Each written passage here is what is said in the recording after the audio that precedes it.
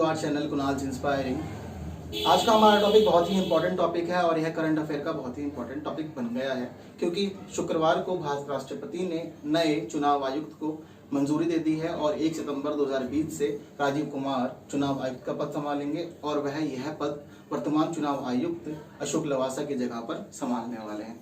तो चलिए सबसे पहले हम इस टॉपिक को समझते हैं। आज भारत का चुनाव आयोग एक संवैधानिक बॉडी है जिसका गठन अनुच्छेद 324 के तहत किया गया है। निर्वाचन आयोग के अंदर 3 मेंबर होते हैं, इसलिए यह मल्टी मेंबर बॉडी होती है। इसमें एक मुख्य चुनाव आयुक्त होता है, वहीं 2 अन्य चुनाव आयुक्त भी होते हैं। वर्तमान में भारत के मुख्य चुनाव आयुक्त सुनील अरोड़ा हैं, वहीं 2 अन्य चुनाव आयुक्त अशोक लवासा और सुशील चंद्र हैं। राजीव कुमार 1 सितंबर 2020 से अशोक लवासा की जगह यह पद संभालने वाले हैं। सबसे पहले हम यह जानते हैं कि राजीव कुमार कौन है। राजीव कुमार सन 1984 के झारखंड कैडर के IAS ऑफिसर हैं। वर्तमान में यह public enterprises and selection board में चेयरमैन के पद पर है। वहीं यह भारत के वित्त सचिव थे और यह फरवरी 2020 तक भारत के वित्त सचिव भी रहे थे। अब इन्हें चुनाव आयुक्त के पद सौंप दिया गया है, इसीलिए अब अशोक लवासा 31 अगस्त तक यह पद संभालेंगे। उसके बाद 1 सितंबर से राजीव कुमार इस पद पर आने वाले हैं। वहीं देखने वाली बात एक यह भी है कि अशोक लवासा इसके बाद रिटायर नहीं होंगे। अशोक लवासा यह पद छोड़ने के बाद ADB यानी कि एशियन डेवलपमेंट बैंक के उपाध्यक्ष बनने वाले हैं और वह यह नया पद संभालेंगे। वहीं यह सब चीजें हम लोगों के लिए बहुत ज्यादा इंपॉर्टेंट है। पूरी संभावना है कि यहाँ से क्वेश्चन आए। पिछले साल UPSC प्रीलिमिनरी में ADB से क्वेश्चन आया था, वहां एशियन डेवलपमेंट बैंक से डायरेक्ट क्वेश्चन पूछे गए थे, तो इसीलिए यह टॉपिक भी बहुत ज्यादा इंपॉर्टेंट है। चुनाव आयोग से जुड़े हुए क्वेश्चन विभिन्न परीक्षाओं में समय समय पर आते रहते हैं, इसलिए जरूरी है कि हम चुनाव आयोग को भी समझें। तो चलिए हम चुनाव आयोग को समझते हैं। भारत के चुनाव आयोग का गठन अनुच्छेद 324 के तहत किया गया था और इसका गठन 25 जनवरी 1950 को किया गया था। अब आप यह सोचेंगे कि भारत के संविधान को 26 जनवरी 1950 को लागू किया गया था, तो भारत के संविधान को 26 जनवरी 1950 को लागू करने से ठीक एक दिन पहले 25 जनवरी 1950 को भारत के चुनाव आयोग का गठन कर दिया गया था। जिस समय भारत के चुनाव आयोग का गठन किया गया था उस समय यह बॉडी एक सिंगल मेंबर बॉडी थी। अब कई बार ऐसा हुआ जब इसमें मल्टी मेंबर किए गए और इसे वापस से सिंगल मेंबर किए गए, लेकिन वर्तमान में यह बॉडी मल्टी मेंबर बॉडी के रूप में काम कर रही है। सन 1988 में 61वां संविधान संशोधन अधिनियम पास हो जाने के बाद मतदाता की न्यूनतम आयु 21 वर्ष से घटाकर 18 वर्ष कर दी गई थी। जिस समय यह कार्य किया गया था उस समय चुनाव आयोग का कार्य बहुत ज्यादा बढ़ गया था और उस कार्य को संभालने के लिए 2 अन्य आयुक्तों के पद का गठन किया गया था और सबसे पहले 16 अक्टूबर 1989 को 2 अन्य चुनाव आयुक्तों की नियुक्ति की गई थी। लेकिन सन 1990 में फिर दोबारा से इस बॉडी को सिंगल मेंबर बॉडी कर दिया गया और 2 अन्य आयुक्तों के पदों की समाप्ति कर दी गई। लेकिन सन 1993 से यह बॉडी मल्टी मेंबर बॉडी के रूप में काम कर रही है। 1993 में फिर से 2 अन्य चुनाव आयुक्तों की नियुक्ति की गई और तब से यह आयोग लगातार मल्टी मेंबर बॉडी के रूप में काम कर रहा है। चलिए अब हम यह जानते हैं कि चुनाव आयुक्त नियुक्त होने के लिए क्या क्या योग्यताएं जरूरी हैं, इन्हें क्या क्या वेतन और भत्ते दिए जाते हैं, वहीं इनका कार्यकाल कितना समय का होता है।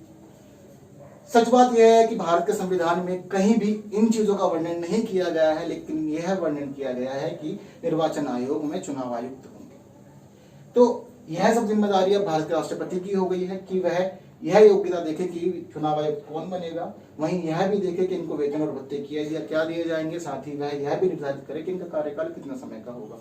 तो वर्तमान स्थिति के अंदर IAS ऑफिसर्स को यानी कि जो प्रशासनिक सेवा अधिकारी होते हैं उन लोगों को इन पदों पर नियुक्त किया जाता है। इनको वेतन और भत्ते वह दिए जाते हैं जो एक उच्चतम न्यायालय के न्यायाधीश को दिए जाते हैं, तो इसीलिए यह उच्चतम न्यायालय के न्यायाधीश को दिए जाने वाले वेतन और भत्ते भोगते हैं। साथ ही इनको पद से हटाने की जो प्रक्रिया है वह वही प्रक्रिया है जो एक सर्वोच्च न्यायालय के न्यायाधीश को हटाने की प्रक्रिया होती है। साथ ही इसका कार्यकाल या तो 6 वर्ष का होगा या फिर 65 वर्ष के आयु तक होगा। जो भी पहले पूर्ण हो जाए उस समय तक चुनाव आयुक्त अपने पद पर बने रहेंगे, उसके बाद उन्हें यह पद छोड़ना होगा। तो यह बात थी योग्यता, वेतन और भत्तों की। इन सब के बारे में ये बात ध्यान रखना, कहीं भी संविधान में नहीं बताया गया है। ये सब चीजें भारत के राष्ट्रपति के द्वारा निर्धारित की जाती है। चलिए अब हम यह समझते हैं कि भारत के चुनाव आयुक्त की क्या क्या शक्तियां होती हैं और इसको क्या क्या कार्य करने पड़ते हैं। आप इससे जुड़ी बहुत सारी चीजें जानते होंगे वैसे भी, तो चलिए आपने देखी भी होगी, यदि आप 18+ हैं तो आपने इलेक्शंस में पार्टिसिपेट किया होगा और बहुत सारी चीजें आपने वहां भी देखी होंगी। तो भारत के निर्वाचन आयोग का सबसे महत्वपूर्ण काम यह है कि वह भारत की संसद, विधायिका, राष्ट्रपति, उपराष्ट्रपति के पदों पर चुनाव करवाए। साथ ही यहाँ पर एक ध्यान देने वाली बात यह भी है कि यह निकाय स्थानीय स्तर पर होने वाले चुनावों को नहीं कराती। स्थानीय स्तर पर चुनाव कराने के लिए राज्य निर्वाचन आयोग की व्यवस्था की गई है, इसलिए छोटे स्तर पर होने वाले चुनाव राज्य निर्वाचन आयोग ही करवाता है, परंतु वह सभी कार्य भारत के निर्वाचन आयोग के तहत रहकर ही करता है। अब हम आगे समझते हैं। इसके अलावा साथ ही भारत के निर्वाचन आयोग की यह भी जिम्मेदारी है कि यदि कोई नई पार्टी बनती है तो उसको चुनाव चिन्ह दे और चुनाव करवाए। साथ ही यदि भारत का कोई भी नागरिक 18 वर्ष की एज पूरी कर लेता है तो भारत के निर्वाचन आयोग की यह जिम्मेदारी होती है कि उसका नाम मतदाता सूची में पंजीकृत करे। साथ ही भारत में सभी क्षेत्रों में चुनाव कराने का कार्य जो भी संसद, विधायिका और राष्ट्रपति और उपराष्ट्रपति पद पर हो रहे हैं, इन सभी चुनावों की पूरी व्यवस्था भारत का निर्वाचन आयोग देखता है। वहीं साथ ही यदि कोई व्यक्ति किसी पद पर नियुक्त हो जाता है परंतु बाद में निर्वाचन आयोग यह पाता है कि वह व्यक्ति उस पद के योग्य नहीं है, तो इस स्थिति में यदि वह व्यक्ति संसद का सदस्य है तो भारत का निर्वाचन आयोग यह सूचना भारत के राष्ट्रपति को देगा। वहीं अगर वह व्यक्ति किसी राज्य विधायिका का सदस्य है तो इस स्थिति में निर्वाचन आयोग उस राज्य के राज्यपाल को सलाह करेगा कि इस व्यक्ति को उस पद से हटा दिया जाए। इसके अलावा भारत का निर्वाचन आयोग कई अन्य कार्य भी करता है, जैसे कि भारत के राष्ट्रपति को विभिन्न मामलों में सिफारिश करना या सलाह देना। इसके अलावा भारत के निर्वाचन आयोग का यह भी काम है कि वह निर्वाचन क्षेत्र निर्धारित करे और अलग अलग निर्वाचन क्षेत्रों का विभिन्न समय पर परिसीमन करता है। इसके अलावा भारत का निर्वाचन आयोग कई अन्य अनेकों कार्य भी करता है जो चुनाव से जुड़े हुए होते हैं। तो आज के इस टॉपिक में हमने नए चुनाव आयुक्त के बारे में जाना, साथ ही साथ हमने भारत के निर्वाचन आयोग को भी अच्छे से समझा और इन शॉर्ट समझा। मुझे उम्मीद है आने वाली परीक्षाओं में यह सभी जानकारी आपके बहुत ज़्यादा काम आएगी और साथ ही मुझे यह भी उम्मीद है अगर आप इन सब चीज़ों को अच्छे समझ लेते हैं तो आपकी कोई भी परीक्षा का प्रश्न नहीं छूटेगा। So thank you so much for watching this. अगर आपने अब तक चैनल को सब्सक्राइब नहीं किया है तो चैनल को सब्सक्राइब कर दीजिए, बेल आइकन प्रेस कीजिए, वीडियो को लाइक करना ना भूलें, साथ ही साथ इसे सभी ज़रूरतमंद लोगों तक जरूर पहुँचाएं। Thank you.